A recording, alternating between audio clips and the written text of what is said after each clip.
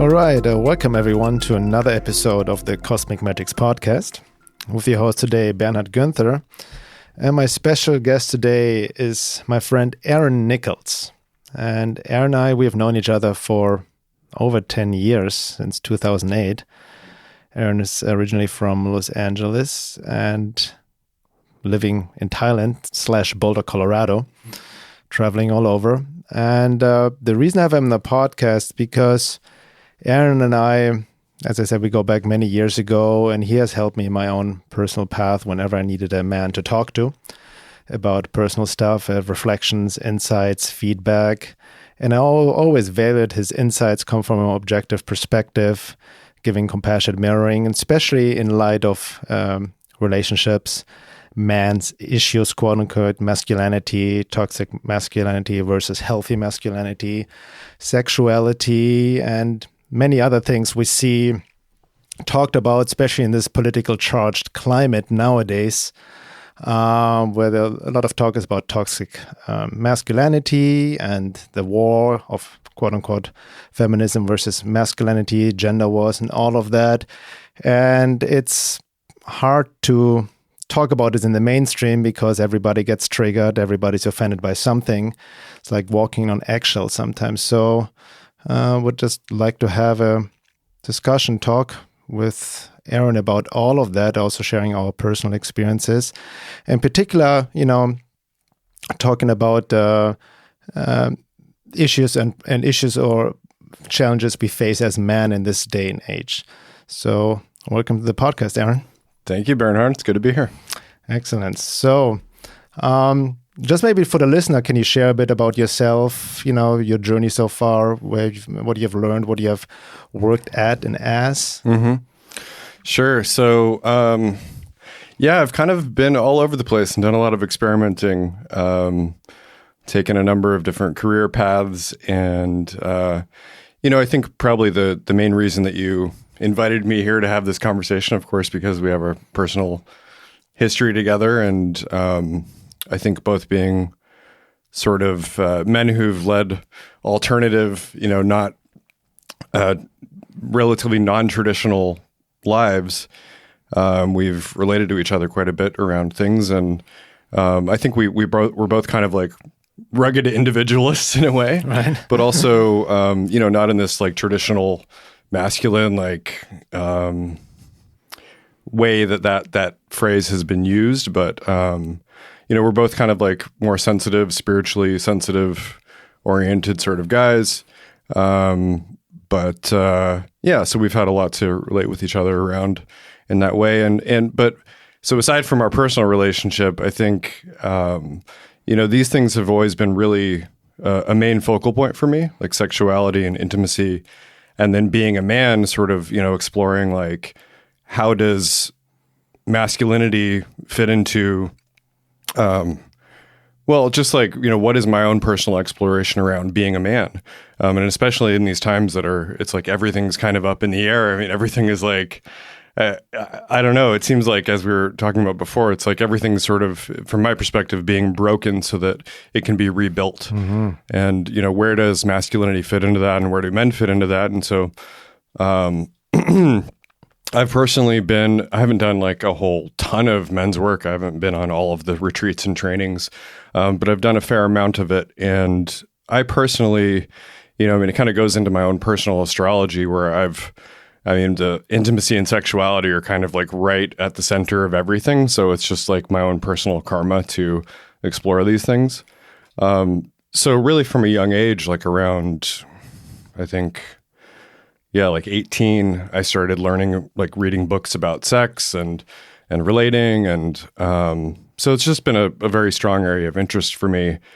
And then years ago, I was doing coaching for men around intimacy and sexuality as I started to break through my own like nice guy behavior and, shyness with women and white knight sort of stuff. And then sort of started to find my own confidence in relating with women and around.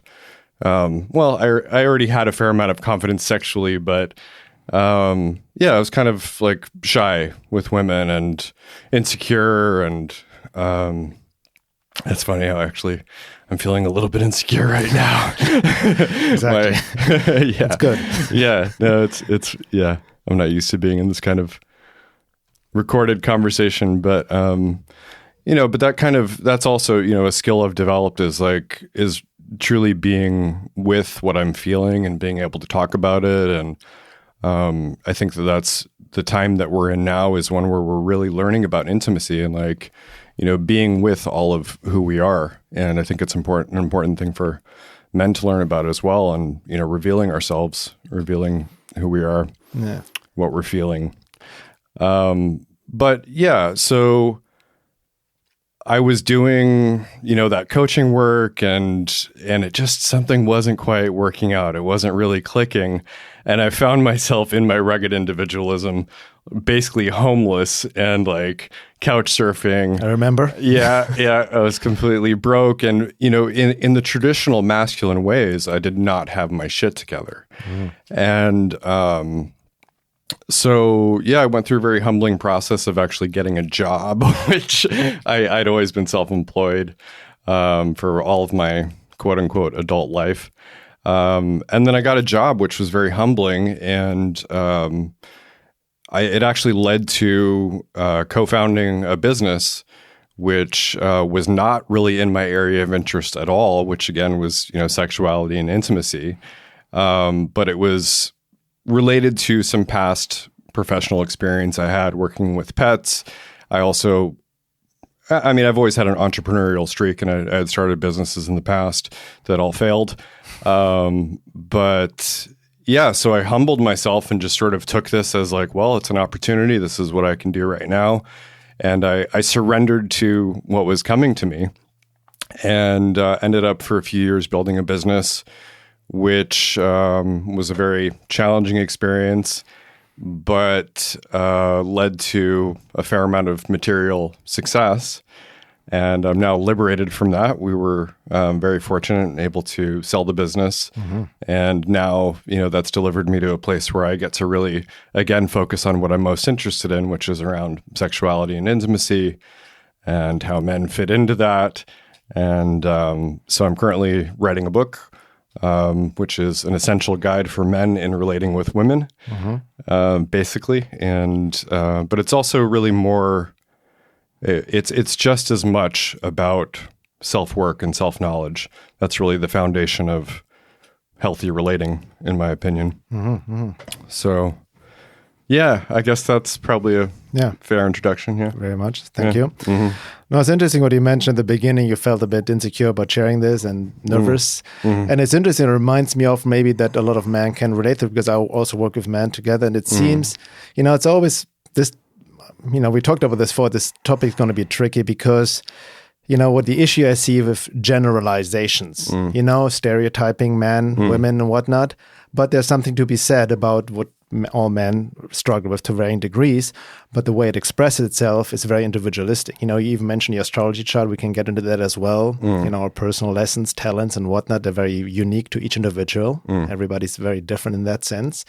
But sometimes there seems to be a common struggle for men to be more vulnerable, to open up, right? To share the weaknesses. And there seems almost this social stigmatism, men have to be strong, you have to get your shit together, and if I'm not successful with women, I'm not good enough, or stepping up to be, like you mentioned, you're not having your shit together materialistically, so to speak, career, money-wise, and all of that.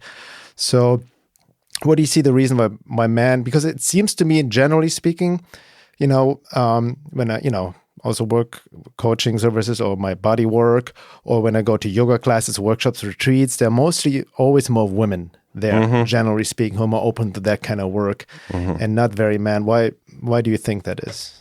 Well, I think in general, women tend to be more feminine and sensitive emotionally and interested in their inner world. So I do think that there's sort of a natural tendency toward that. But I also think that there is a way that, it's one of the things I want to say right out of the gate is that this is complicated, complex shit, which has a lot to do with social conditioning, but also just the complexities of our own individual psyches, as you were talking about. But yeah, I do think that there's a way that I think there are a couple things happening with that. And one is that, again, I think women tend to be more interested in their inner life. But I also think that there's a way that men are sort of, at this time, sort of confronted by two very opposed and confusing messages, which is one, the conditioning we've all grown up with, like you should be stoic and manly and not really be emotionally driven, or you should basically just be that sort of traditional toughen up, boys don't cry. Yeah, exactly. Don't be a pussy. Yeah. And then at the same time, we've been getting this cultural message that being a man is bad and wrong, and that masculinity is bad and wrong. And so what I think that's kind of done is put men in a position where we don't want to do anything. And there's this sort of movement toward men being just checked out. It's like, okay, so I can't be assertive. I can't, kind of, and this doesn't happen to everyone, because I think a lot of people are still kind of just plugged into the traditional ways of being. But then those people who I think are sort of, again, innately a little bit more sensitive have taken on this misandrist, and for those who don't know, misandry is basically what misogyny is, like where, misogyny is hatred and contempt for women, misandry is hatred and contempt for men, and there's this undercurrent in our culture of misandry. And so I think those of us who are more sensitive sort of become defeated, essentially. And so it's like we don't want to, again, there's the messaging of like, be strong, don't be a pussy. And so it's like, if we were to go into an environment that requires emotional vulnerability, that's really scary. So, again, workshops and things where there's group connection, there's a lot of emotional vulnerability in that and being exposed in a way. So I do think there's that. So I think there was another reason that I was trying to point to, but yeah, I do think that's the main thing. Yeah. No, that's an interesting point. I also want to get into, especially in today's climate with this so-called toxic masculinity and the Me Too movement, which has its place, empowering women, speaking up, but it has its shadow side. Sure. Obviously, right? There's a lot of this revenge against men, or, even the baby's thrown out with the bathwater, so to speak, with masculine values, right? So it can leave, like you said, men very insecure, and you don't even know what to do or think or say anymore, let alone approach women, anything could be seen as quote unquote abuse, emotional, sexual abuse, just looking wrong, quote unquote, at the woman. So, it creates a lot of more insecurity, a lot of shame and guilt, because I've worked with a lot of men as well, and they open themselves up with their own, challenges and issues. And there's, for the most part, just a lot of shame and guilt around it. Absolutely. And maybe men have a quote unquote easier time to mask it up behind their masculine shell, right? Or armored up their bodies. Like you said, women are maybe more sensitive, more internally oriented. Men are more action oriented and have the social pressure, maybe also from early on social programming to be the man in the house and all of that. Right. And what you mentioned also, I can relate to that. Growing up very insecure and being rejected by women was the norm in my life. Like I personally speaking, was bullied in school. My first girlfriend, the first time I had sex was at the age of 19, and then really rejected, even my 20s, being single, left me very insecure, not having quote unquote success with the women. Yeah. Just like it's an ego thing too. And it's not about feeding ego, but also developing a healthy ego. Yeah. Right. And, so that can be very damaging, and you don't, because we're not prepared, we're not taught any of that in school, right? Yeah. We're not taught really anything in school. socially, emotionally, psychologically in school, yeah. That's what it comes down to. Yeah. But, then you, quote unquote, learn the hard way. But then I feel it sometimes, because you said about like, interesting, you mentioned in the beginning you were shy, more approaching women, but that has then also taken on, I remember those days, or, this whole, what it's called, pickup movement. Yeah. What was it called? Pickup artists. Pickup artists. Pua. Exactly. But that has also become very pathological in a sense of just, basing your manhood on how many phone numbers you can get, how you approach women, Sure. and then it's very manipulative. Yeah. Right. Yeah. And I think that, before there was a sort of science developed around that, and it actually was pretty scientific originally, the people who developed pickup art. So it's kind of fascinating in that way. But there was already this sort of belief that I had grown up with that my value or my identity as a man is largely based on how much pussy I could get, essentially. And I even know that even growing up with a lot of like psychological and spiritual awareness, relatively, that I, through my adolescence became conditioned even to think that myself. And it was, on a relatively unconscious level, but I did feel like in some way that I had to prove my manhood by being able to get women to have sex with me. Mm-hmm. And so, it's very unconscious behavior, but I was able to look back after, I started to wake up a little bit more and see that I was doing that. Mm.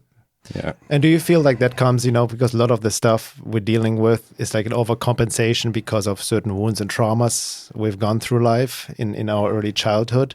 Maybe because it's related to upbringing, to, the classical, relationship to your opposite sex and whatnot, lack of nurturing, lack of mirroring. Have you seen that in your own life at all? That what in particular? Like the drive to get being more accepted by women, right? So having sex. Yeah, but I also think it's not just accepted by women. I think it's accepted by culture and by other males, because I think that there is very much this sort of, that we have to prove ourselves to other men that we are men, and part of the proof of that is that we're able to sort of get women to have sex with us.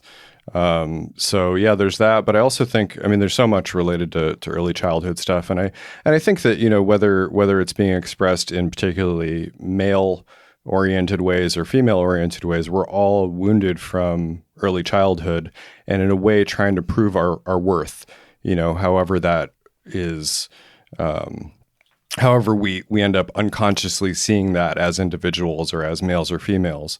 And that it just happens to be, one of the ways that males are taught to prove their worth.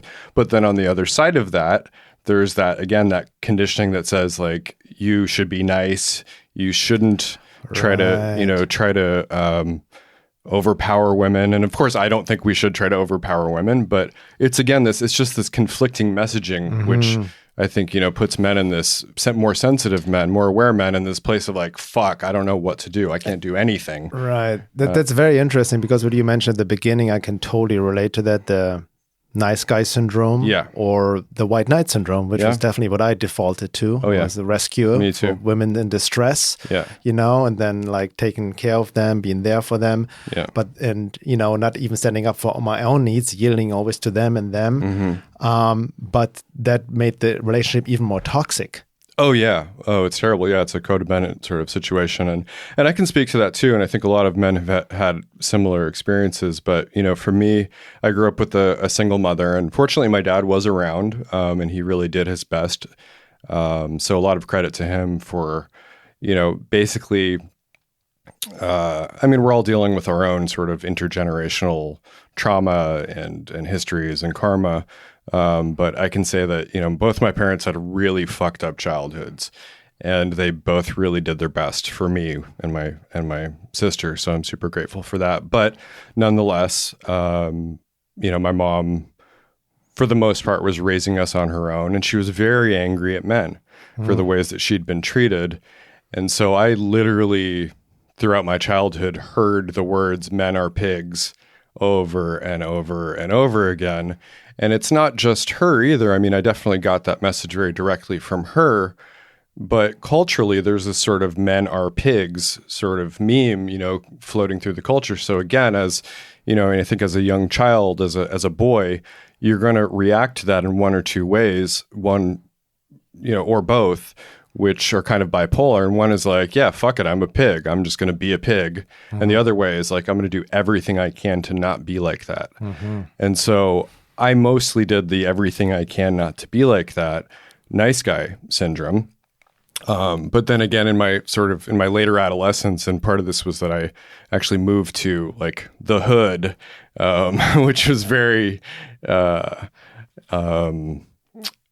oriented toward. I mean, at the time, like there was so much influence from like gangster rap, and it's super misogynistic, and this is sort of like adolescent masculinity that's just like I fuck bitches, I don't love them hoes, like that sort of thing. Actually started to influence me, and I didn't really believe it, but again, it's this sort of just like schizophrenic or it's bipolar. Almost feeding that distorted ego part of you, right? Sure. To kind of make yourself feel better about yourself. Yeah.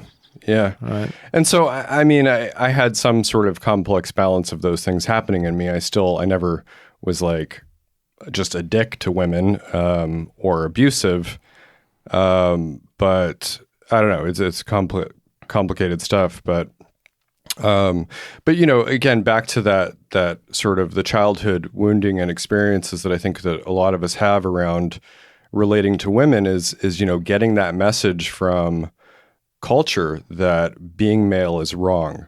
And so then I think, what we tend to do is suppress that masculinity. And then it's like, we're always, or we become that sort of white knight rescuer who's, trying to fix women who are broken, and just for our listeners, because some people maybe not aware of like what we talk, the nice, the nice boy syndrome, nice guy syndrome, yeah. Exact nice guy syndrome. Listeners may ask, what's wrong with being nice? So maybe give a context for that. Yeah, sure. Well, I mean, the first thing is I think we have to really distinguish between kindness and niceness. And kindness is genuine care from the heart, which the way I see it, doesn't sort of sacrifice oneself, and which doesn't also turn the other person into a victim that we need to rescue. Where niceness is more of like a mask. It's a social social behavior that has things be pleasant and avoiding conflict. That it may also be sort of self-sacrificing. And, I mean, it's just in particular with, I mean, the author Robert Glover, I believe, wrote a book called Nice Guy Syndrome. So he sort of defined this syndrome. Which doesn't imply to be an asshole or a dick, right? Not opposite, at all. Right? Not at all. But, there is a way that, I mean, I would never encourage anyone to be an asshole or a dick, or, but there is a way that, at least the way Robert Glover sort of prescribes, and also part of my own personal process was learning to get out of nice guy syndrome. We have to really start to be in touch with our own needs and our own desires, and learn to be assertive as well, and to be to go after what we want. And so that was a big thing for me. And one of my teachers years ago used this analogy of a folded piece of paper, where, so if a piece of paper has been folded in one direction for a long time, you can straighten it out. So trying to kind of achieve a balance, or, an aligned way of being, but it's going to keep folding. Its tendency is going to be to keep folding in the direction it was folded. And we might need to fold it a little farther in the other direction to get it to really right itself, to straighten out. And so there may be, part of my own process was actually learning to be a little bit obnoxiously assertive, and not in a way that's like overriding anyone else's desires, but just pushing a little bit harder in the direction of like, I'm going to actually approach women and say the wrong thing, and just like be go further in the direction of asserting my desires than I ultimately will balance out to. Yeah. And I mean, there's a lot more to that, I think, that can be said, but point being that, we need to sometimes like push harder in the opposite direction that we've been going in order to achieve balance. And it also would imply to, what you talk about, just being authenticity, right? To being your true self. And that's tricky topic. I've talked about it. We've written. I think you also wrote about it, because authenticity can be mistaken for all kinds of things. Yeah, can be mistaken as a justification to act out your neurotic, wounded ego, right? And I'm just authentic, or this distortion of individuality, which also we see in official culture of narcissists, being hailed as role models and all of that.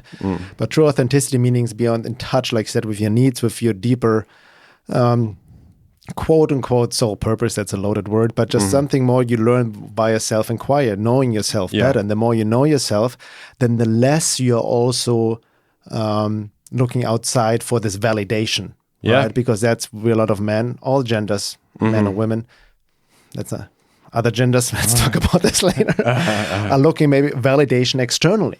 Oh, right? yeah. From the opposite sex, so to speak. Oh, yeah. Right. Yeah. And I think that's at the core of a lot of our issues is the need for external validation to be. And it's really, the funny thing is that it's always related to sort of our self-image, and wanting our self-image to be validated rather than our authentic self, which doesn't need validation.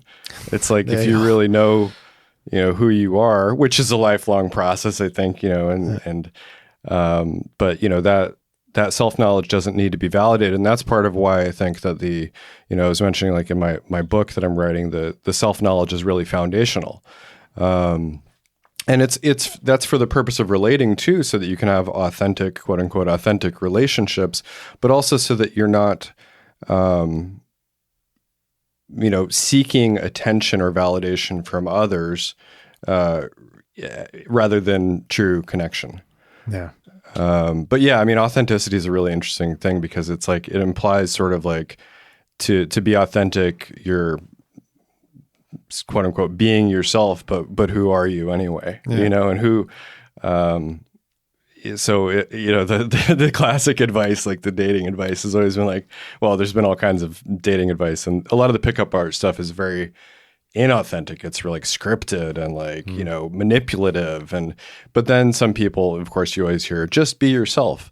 And it's like, oh, sure, easier said than done. Who do you think you are? Exactly my point. Like, who are you? That's the ultimate question. And if you really sincerely explore that question, it can open up a can of worms, because not only you maybe find your true self, your talents, your gifts, and who your quote unquote calling, but all the shit you've been avoided, you've suppressed, your wounds, traumas, the lies you tell yourself, and all of that, the mask breaks open. Yeah. Right. So. It's interesting what I've also noted, I've seen this in myself. Like I mentioned, I was very insecure, not successful with women at all, rejected all the time because of my own insecurity.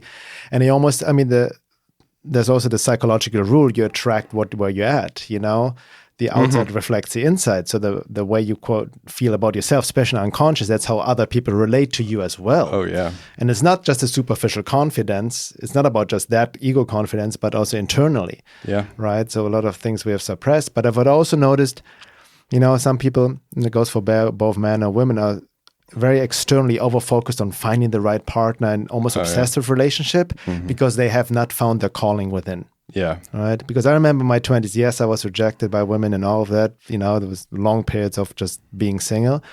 But back then it didn't bother me that much because I was obsessed in those years with music, drumming. Like I had this is what I need to do. Like that my drum set was my girlfriend, right? I'd rather play hours in my rehearsal room than trying to go out and hit on women and whatnot. So that kind of was my path back then. But that also helped me to process internally, it became exploration, music, drumming, my internal process. So it's all about what we have been tricked into society through the cultural conditioning.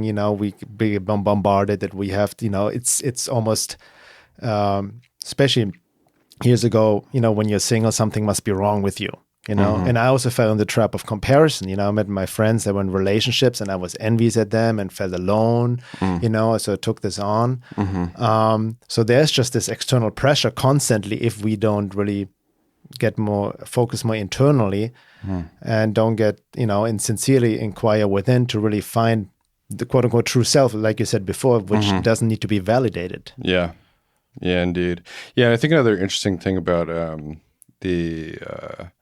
the idea of authenticity is that I actually read something that Laura posted a while back that tipped me off to this, but it's related to the word author. And so I've looked into the etymology of this. And so the author is someone who writes a story or writes or creates something. And so there's a way that it's like authenticity requires that you are the creator of yourself. And then of course that can go deeper to like, well, there's God, and in a way we can be like channeling God or something higher and whatnot. And that could be a little bit complicated or confusing, but there's a sense of authority, which is another word that's related. And so, that takes a lot of work and inner awareness to really be one's own authority. And that is what also leads to authentic relationships, is really being the authority of yourself and not being dependent on validation, external validation. So yeah, I just think that's another interesting aspect of it. So as we touched on a little bit, how does this, in this current climate, social climate, where everybody, like I said, mentioned in the public arena, official culture is offended and triggered by everything, the quote unquote gender wars and all of that, this almost oversensitivity. And this talk, I mentioned the Me Too movement, the rise of feminism, and this bashing of masculinity, what people talk, in the main called toxic masculinity, and what's being there, because obviously there's the healthy aspect being thrown out with the bathwater, so to speak, as well. Mm-hmm. Well, personally, I think there's actually absolutely nothing wrong with masculinity. And I know that the phrase toxic masculinity is supposed to refer to a certain type of masculinity, but it does, because I think there's even preceding the use of that term toxic masculinity, there's been a strong undercurrent of misandry, which is basically saying that masculinity is bad and wrong. And this hasn't, it hasn't been said explicitly, but I think it's the message that we get. And then so with all the talk of toxic masculinity, there's not really, I think, enough discussion of, what is masculinity and what even makes it toxic. And I think the picture that people are trying to paint as consciously as anybody's doing anything is that there are ways that masculinity has been used that are bad. And I basically agree with that. But I do think that there is a reciprocal relationship, and that's what, is very non-politically correct to talk about, where, it's not victim blaming. And I'm not saying that like someone who was raped, like deserved it or, created it for themselves. And I mean, on a spiritual level, honestly, I think in some way there's a lot of unknowns. There's a lot of unknowns. And also I think that, there are things we learn from everything. And I can say myself too, that I've been, as an infant, I experienced sexual abuse. And so I'm not saying this as like a person who hasn't been in a victim role.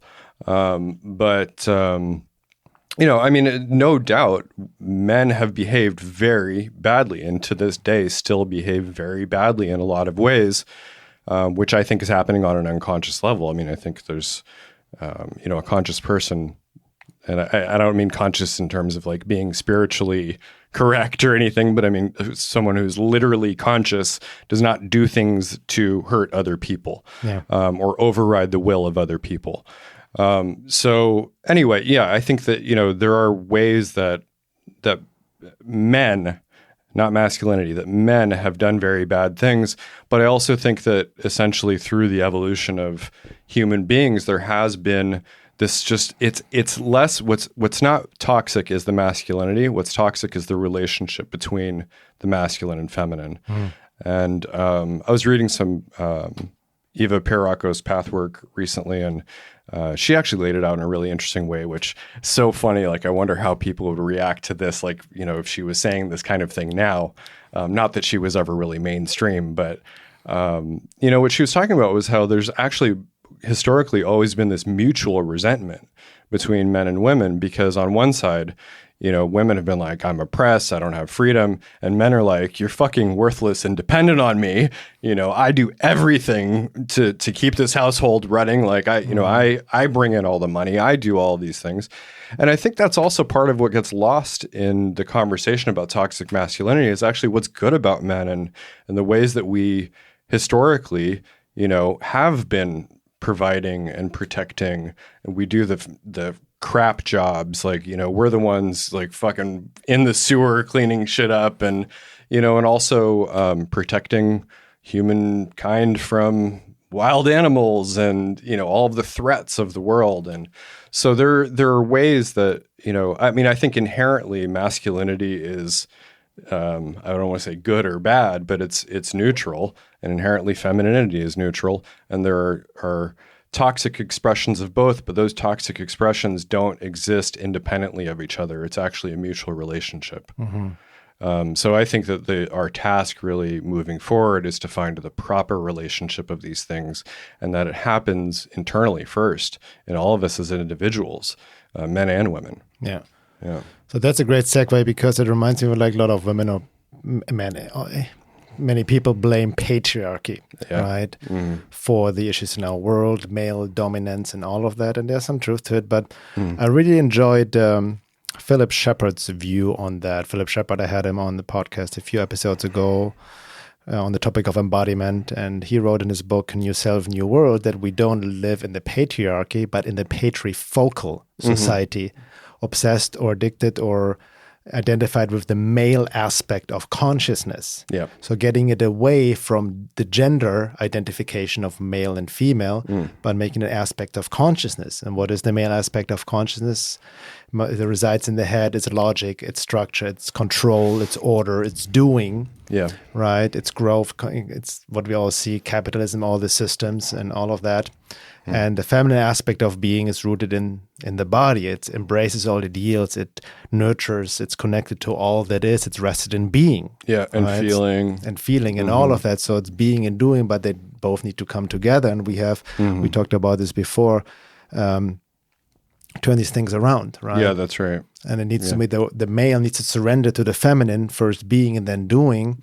But, because we see as well a lot of very masculine women as well, from the energetic, from this state of consciousness perspective. And ironically, in today's third wave feminism, a lot of feminists are very, very masculine. Very masculine. Right? Well, it's funny. Yeah. I think that there's a way that, talking about masculine and feminine, yin yang dynamics can get really complex really quick. And I think, this was a little bit of a segue or a side note, but I just want to throw it out there because, as we'll probably talk more about masculine and feminine things, I just think it's important to see that no thing you can point to is purely masculine or purely feminine. And everything, even if you can say, yes, this is a masculine expression, it will have its feminine aspect to it. And it's sort of like, in yin and yang, which are, we can call masculine and feminine.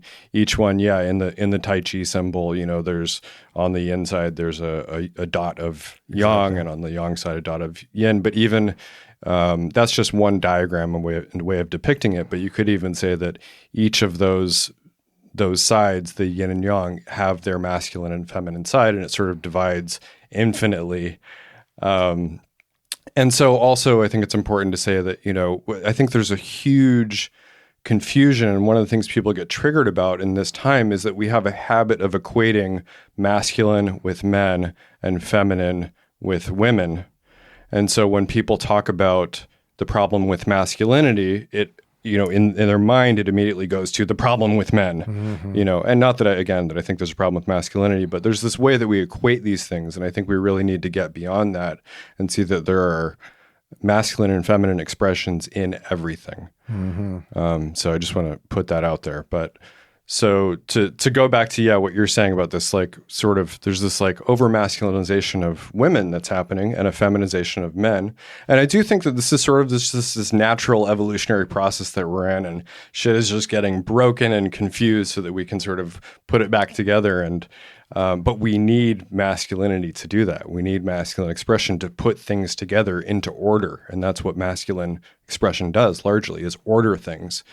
But it's funny because it's like there's this fight against male or masculine power. I'm now doing that thing, but there's this fight against masculine power, but it's really women now are sort of taking on that masculine sort of structuring, leading sort of energy and power.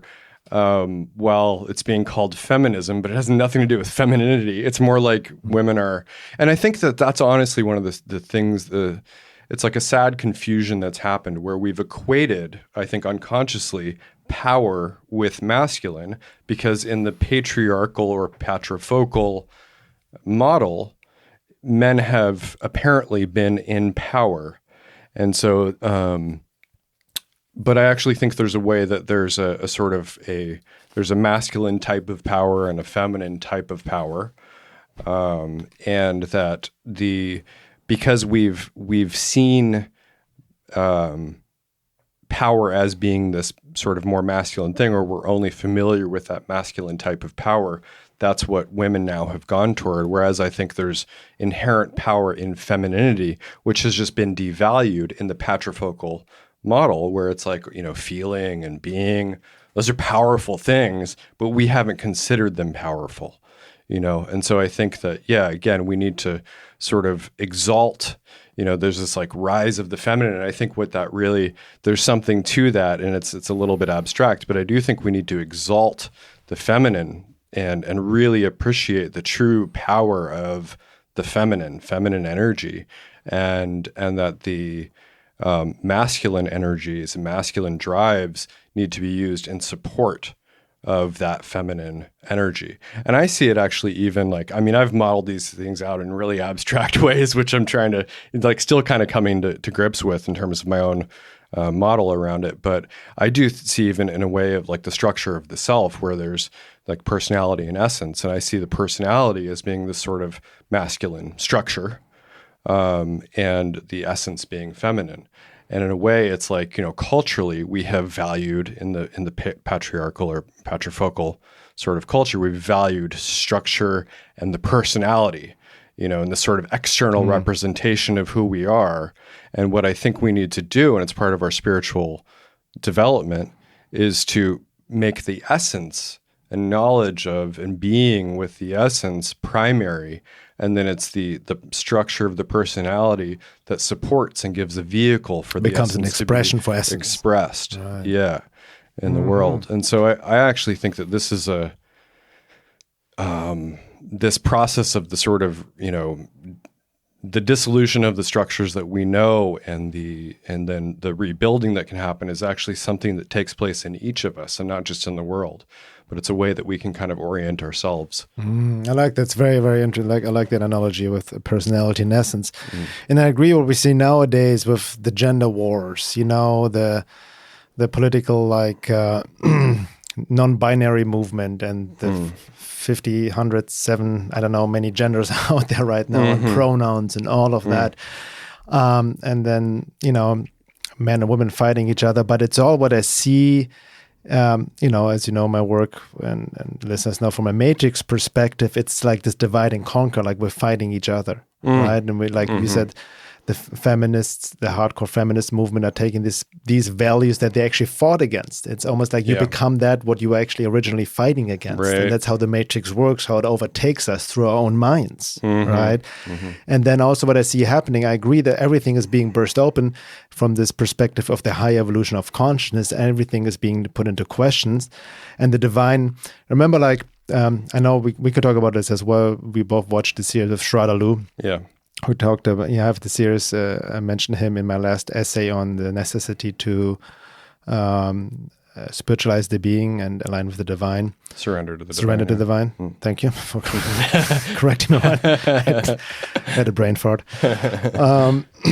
So I had the series on there, and he also talked about sexuality and gender from the yoga perspective. But the divine is always, it's what we're experiencing right now. The supramental conscious divine is trying to anchor itself and bringing everything up that's not in alignment. And it's doing, and I really liked what he said, the divine is doing the best it can, using everything as its vehicle for transmutation. But it can only work in accordance to how purified one already is, so to speak. So it then, even the divine conscious can express itself distorted, because there's always ignorance, our own unconscious stuff, wounds that get intermixed with it, our own projections. And that's what I see happening with this whole, social justice warrior movement, transgender movement. But it's all the blind spot of all them, for the most part, is this materialistic view. right? Because I feel on a deeper level, what we just mentioned, what is really happening is the needed alchemical marriage transmutation of the inner male and female on an alchemical, energetic consciousness level, but it's taken as literal. You know, what I feel, and that may be triggering a lot of transgender people who feel they're born in the quote wrong body. It's like something else is happening alchemically within, and it's not about followed up with forced surgery, hormones, but there's an alchemical process happening, right? Yeah, and I don't know what's happening in transgender and people. You know, I'm just putting it out there. Yeah, you know? Yeah, and I think you're probably onto something there, and I think that there is a sort of a way that, and you know, we were talking earlier, and you mentioned also that Sradalu was, I didn't see this part myself, but was talking about how we're sort of evolving into a more, what's the word? Hermaphroditic sort of species. Yeah, like long time, like because Sherburne just talked about we're in a transitional state where we evolved to superhuman. Like we cannot even imagine that right now, but evolution has not ended. Yeah. You know? Well, and so what I think, you know, again, I don't know what's happening with transgender people, and I don't care so much. And I actually think it's important that people have their individual experiences and whatever. And so it's not like any kind of judgment on anybody there. But what I wonder is, well, what it seems to me is that we're so, again, externally identified with the personality and the external expression that, you know, and culturally, historically, gender has been so important that I am a man or I am a woman. And so when someone doesn't quite fit into either of those in their internal experience, it's sort of like, pick a side. Right. What are you really? And so if someone is, you know, perhaps internally, like if they're in a male body and they have more of a feminine orientation internally, they might think, I need to make my, you know, my identification as who I am outside into that of a woman and what I think a woman is. And, you know, I mean, I don't have this experience, so I can't speak for what it is like for anybody else, but I just wonder if there's so much external identification that we have with I am a man or I am a woman, that it's like, then, okay, now I need to physically alter my body to match with this. Whereas maybe some people are just freaking more complex than that, you know, and it's sort of like I don't know. I mean, I don't know what the answer is. No, it's true. I mean, also for the record, I cannot speak for anybody's experience, literally anybody except for my own, and I wouldn't, you know, want to make any assumptions. And I'm also like, anybody can do to them, their bodies to them, whatever they want to do. Everybody, free will. Yeah, right? totally. So that's as a given. But it's just interesting to look at it because it's very complex. If you look at it not just from a biological material perspective, but from a metaphysical, spiritual, karmic perspective. You know, I mean, a lot of people on spiritual path, you may not believe in it, you cannot prove it, but reincarnation, past lives. You know, we haven't been always the same gender or even race in past lives. Yeah. Right? Right. Although Sradalu did, I think, say that we tend to incarnate. And that's interesting. I think there's maybe a period over time. Yeah. You know? I don't know. I mean, I've done some like past life regression stuff myself, and I was male in every single one of them. Yeah. And who knows how much of that was my own filter. That's true. That's an interesting point. But I did. I mean, I didn't see one incarnation as female, and I probably didn't see all of them. Yeah. You know. Well, technically speaking, we're not allowed to have this conversation as two straight white males right now. So totally, yeah. That's it's a tough thing. You know, being on top. You know. Oh my God.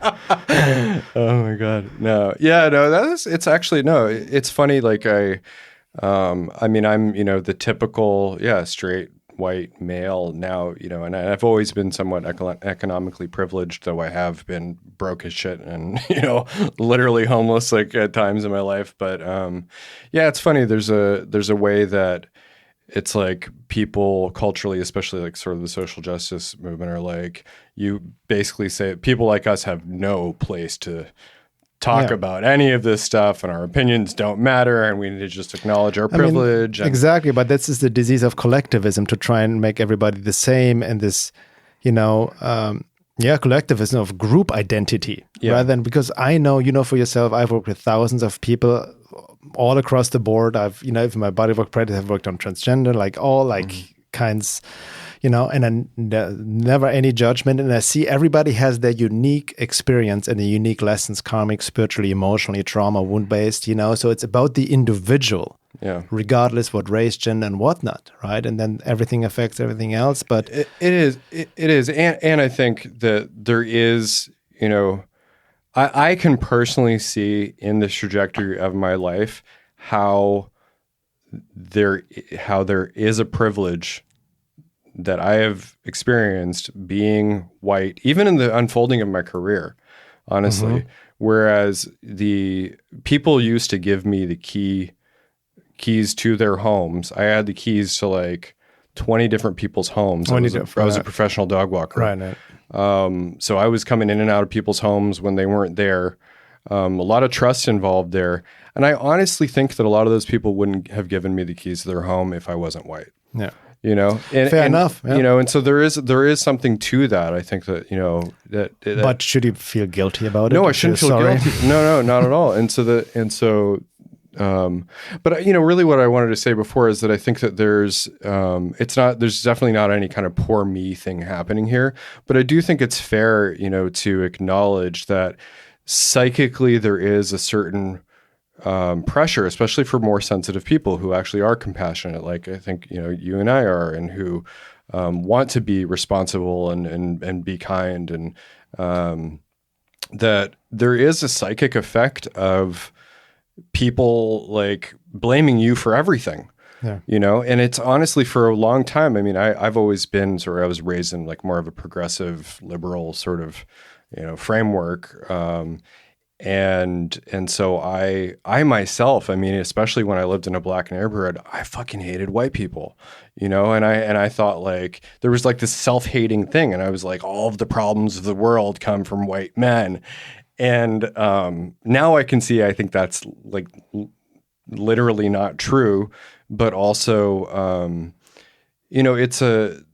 I just think that it's fair and healthy to acknowledge that, well, there's nothing like for me to, I can see that I have been privileged in certain ways, by my, by basically being what's considered the norm. And also again, like the example I gave of having certain trust inherently sort of given to me for nothing that I earned.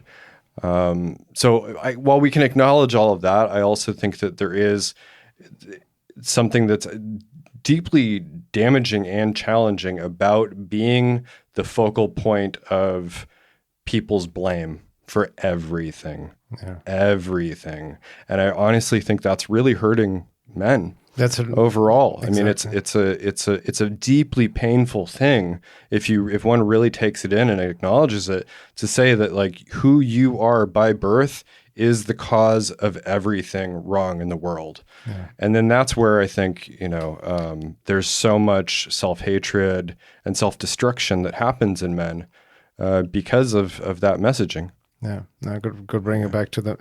But you're right, in the end, the biggest trap I also talked about is the blame victim trap. Oh, yeah. No matter where you are, because that from the Matrix perspective, even from occult levels, hyperdimensional levels, feeds the divide and conquer frequency. Mm-hmm. We fight each other. Yeah. And what is it based on? It's based purely on identification. Right. So even now we see that the liberals and, everything, what people don't understand, I've written an article about in general, it's like the law of duality. Whatever you identify yourself one side, it automatically creates metaphysically the other side. Like you literally manifest it, right? So if you're strong, identified leftist liberal, you create the right wing, the whatever called the alt-right or far-right, it doesn't matter. So you just like, as long as you strongly identified with one side, you create in that sense support the other side. It's this perpetual loop of conflict. You're caught in that loop. You won't get out unless you let go of the identification.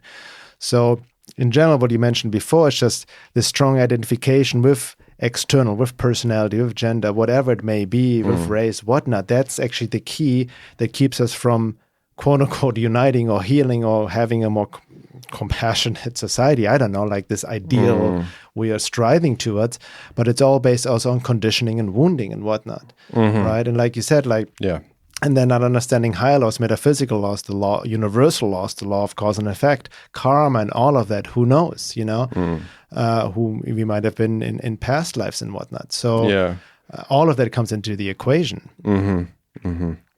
Yeah, and as we were talking about earlier too, I think we're again, it's not like to say people should just get over the ways they've been abused or anything like that. But I do think that there are lessons in everything, and I was giving the example of someone who, whose birth trauma and later traumas in life all informed their life's purpose, or were interrelated at least, and that was revealed later that their life purpose was sort of, shown in their deepest traumas. Yeah. And I think that that's the case for me too.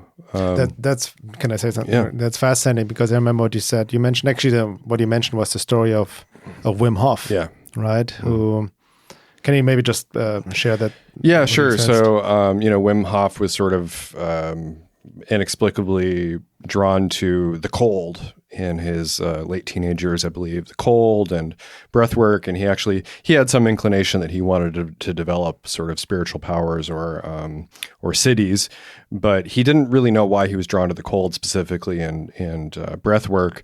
And then later in life, his mom told him the story of his birth, where he was born severely, like dangerously deprived of oxygen and into an environment that was too cold, really, for an infant, for a newborn. And so, it was like right there, the two keys to the ways that he developed his powers were right there at his birth. And then also later, his wife committed suicide, and that sort of further informed and shaped his mission to help people be happy. Now that's fascinating, because that we can maybe all relate this to our own life story, because when I look back into my life, certain struggles, and really I've been quote unquote well off for the most part, but it's also relative suffering, right? But I had my own challenges and sufferings, depressions, suicidal tendencies, and all of that. And intense, we all have our challenges in life, deeply suffering. But then looking back at some of these experiences that were literally initiations, almost tough grace needed to bring me to the place where I'm at right now. Yeah. It reminds me also of Sri Aurobindo, for example. He was imprisoned in solitary confinement for a year until he had this vision and this enlightenment, and got divine speaking to him. Yes, that was my doing, because I need you to have that experience to do the work I put you here for. So that goes back again, where everything you thought we only can see through this very limited lens of our mind, the rational mind. And who knows, we don't see with what the mother said, with the eyes of the divine, what the higher plan really is. That's right. And it's hard to say to someone who's lived a very, let's say, underprivileged or traumatic life. That's something they would have to discover and decide for themselves. But I think that's where another really triggering person, Jordan Peterson, he's probably like the most triggering person in the sort of in the mainstream, the mainstream. Yeah. But that's where I think his message of self-responsibility is really important, and I think it's critical. And he's not the only person saying that, but it is kind of his core message. And so whether you take that only sort of on a psychological basis, and William James, who founded psychology, basically his whole revelation in his life that turned his whole life around was taking 100% responsibility for everything in his life. And so just from a psychological perspective, that's powerful, and saying like, what, no matter what happened to me in the past, I'm responsible for now, and I didn't do these things to myself, at least, from a sort of basis in physical reality, but I'm responsible for fixing them, and so that's helpful psychologically, but then also I think spiritually it can be taken farther to, in some way I've created this whole experience for myself, which is super powerful. And I think that's sort of what everyone needs to move forward in their lives, and that this, to not be taking the position of I'm a victim, because that being a victim necessarily puts the responsibility outside of yourself, and blaming. We're always blaming someone else. And I think that's across culturally, no matter what someone's position of privilege is, even people who are, highly privileged blame other people for their problems, and blame, whether it's, they blame the liberals or they blame the conservatives or whatever. It's just like, blame is pervasive. And I think it's actually one of our biggest problems. Exactly. Yeah. No, I'm glad you brought up Jordan Peterson. I don't mention much. Also for the record, I know we both agree with some of the things he said, but we, not with everything. Not right? everything. He obviously has his own issues. There's always a red flag if somebody gets so popular in the mainstream. So there's something missing. Yeah. So it's just truth is mixed with lies as well. But it's interesting that anybody gets triggered by anybody is a big lesson, big sign to look within yourself what's actually going on, right? Yeah. So that's the main, if you have some basic understanding of just psychology. Yeah, but most people will not because they're it's easier. It feels living totally fucking automatically. Exactly. So which maybe we'll get into in the second hour. Exactly. Huh? So we're ending at the first hour here. Yeah. The second hour, I really want to talk more about deeper, like this topic of masculinity, healthy masculinity, what it actually looks like. Sure. And talk about sexuality, great, especially from the male perspective. Talking about the big topic, the elephant in the room topic of pornography. Yeah, in this day and age, and also looking at it off maybe from a more occult, esoteric, and hyperdimensional perspective. Yeah, that'd be great. And dive deeper. So, for anybody who's not a member yet, please go. You can sign up at my website, veilofreality.com, and have access to all the second hours of the podcast, access to the membership forum, and there's also a monthly group Zoom call hosted by me, by my wife Laura, and myself. See you guys on the other side.